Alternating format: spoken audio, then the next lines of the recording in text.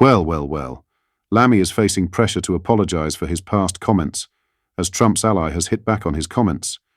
Yes, Lammy thought that it was water under the bridge, and his recent interviews have suggested that he is on good terms with the president.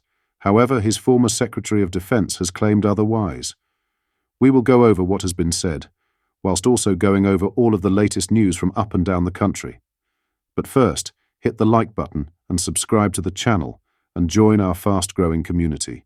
Just a quick one to say we have new Stuck Farmer t-shirts available on our store. Go grab them now. They are available at britishstand.com or check the link in the description. David Lammy should make an apology to the American people for once branding Donald Trump a serial liar and a cheat, according to an ally of the US president-elect. Ezra A. Cohen, who served as acting Undersecretary of Defense for Intelligence during Trump's first term, took aim at the UK's Foreign Secretary as he resurfaced past damning comments about the US Republican on social media. Cohen singled out a 2019 post from Lammy, then a backbench Labour lawmaker, but now one of the most senior members of the British government, in which he branded Trump deluded, dishonest, xenophobic, narcissistic, and said Trump was no friend of Britain. He is not fit to hold public office, let alone worthy of our country's highest honours and a banquet with the Queen, Lammy wrote at the time, as the UK offered up a state visit to the then US president. Cohen, who is in the frame for a possible national security or defence role in Trump's second term, said on X, "Our special relationship with the United Kingdom is of the utmost importance and must continue.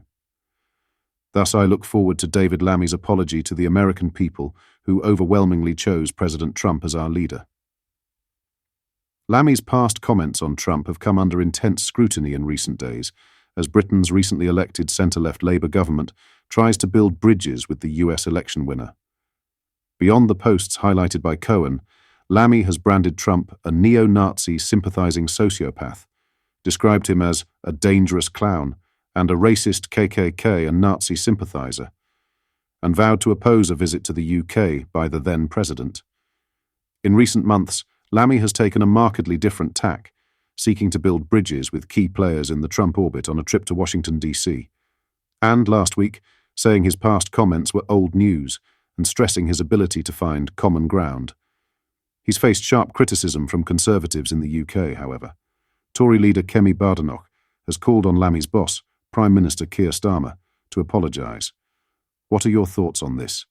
Let me know in the comments. In other news, the Bank of England's chief economist has warned that future interest rate cuts could be affected by global disturbances in the economy following Donald Trump's victory in the US presidential election. Hugh Pill, a member of the Monetary Policy Committee, MPC, said, "While rate cuts would be possible if inflation continues to ease, this outlook depends on avoiding major economic disruptions." There are plenty of potential sources of big disturbances, Pill cautioned. His comments came just after the bank reduced interest rates from 5% to 4.75%, continuing the central bank's recent shift in monetary policy. Governor Andrew Bailey said the recent rate cut was made possible due to inflation falling below the bank's 2% target. However, he emphasized that future rate reductions would need to follow a gradual approach. The cautious stance is partly driven by the need to assess the impact of tax rises announced in last month's budget. Chancellor Rachel Reeves unveiled multiple tax hikes, including raising the rate paid by employers on national insurance contributions. Bailey also highlighted concerns about the fragmentation of the world economy. He refrained from directly speculating about potential policies that might be introduced by Trump in the coming year. Trump's campaign pledge to impose tariffs on all US imports has raised concerns about potential economic impacts on the UK. This is a tax imposed by a government on imported or exported goods, with the Republican Party leader floating a universal 20% levy on foreign companies coming into the US. The president-elect described tariffs as the most beautiful word in the dictionary during his campaign. Economists suggest these proposed trade measures could put pressure on UK goods prices. The impact of such tariffs could create additional challenges for British businesses and consumers, contributing to the economic disturbances that Pill warned about. These trade policy uncertainties represent one of the key global factors that could influence future rate decisions. Pill, as a key member of the 9-person Monetary Policy Committee, emphasized that the bank would closely monitor financial markets for responses to global shocks. He stressed the importance of looking beyond temporary inflation impacts from the budget. Instead, the bank would focus on underlying and more persistent components of inflation, he said. Lastly, Queen Camilla has vowed to try and eradicate domestic violence amid her ongoing health problems. The Queen, 77, will appear in a new documentary, The Queen, Behind Closed Doors, which will share details of her work to raise awareness and combat domestic and sexual violence.